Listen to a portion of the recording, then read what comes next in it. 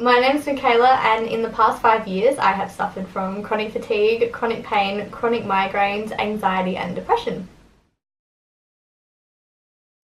Definitely year 11 and year 12, where I had chronic fatigue, chronic pain, chronic migraines, as well as anxiety and depression. They kind of were all hand in hand rolling together.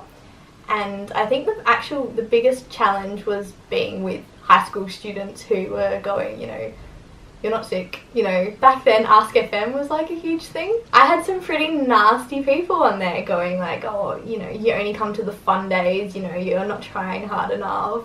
All the classic things people say, I guess, to people with chronic illnesses or mental illnesses, and that made it worse, made my depression worse, made my anxiety worse, like, oh, maybe I'm not trying hard enough, and all these thoughts going through my head. So yeah, that was definitely the hardest part about having these illnesses. It's, I guess, a hard one to answer, because I guess I don't know my life without anxiety, and I don't know how things would have turned out if I wasn't sick, because I didn't graduate. Therefore, it took me a while to find the motivation to continue on. Like, I ended up going to TAFE eventually, but because I didn't graduate, there was a lot of jobs I couldn't do. Like simple, like retail or whatever, you'd see on there like must have a year 12 certificate, and I'm like, well damn, I can't do that.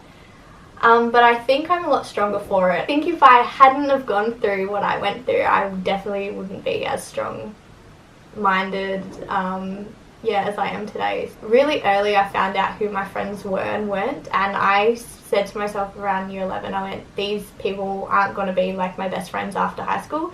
And so when it came to after high school and I wasn't close with them, a lot of people were panicking, going, I've got no friends, and I was like, I knew this was going to happen just because I went so long without going to school. And yeah, I was like, oh, I haven't talked to this person in 2 weeks just because I haven't gone to school. So yeah, I think it prepared me for the real world as well. Coming out of high school, I was more ready for it than I think I would have been if I was still who I was beforehand. I think the main thing is a lot of people are like, they see to believe, and obviously with invisible illnesses that's not the case. So I think I would love the general public to kind of have more of an open mind when it comes to these illnesses. It's a huge thing I struggled with. I'd go to school and I looked perfectly healthy, and no one could believe that I, could spend a week without getting out of bed, really. So I guess just have an open mind when it comes to these things.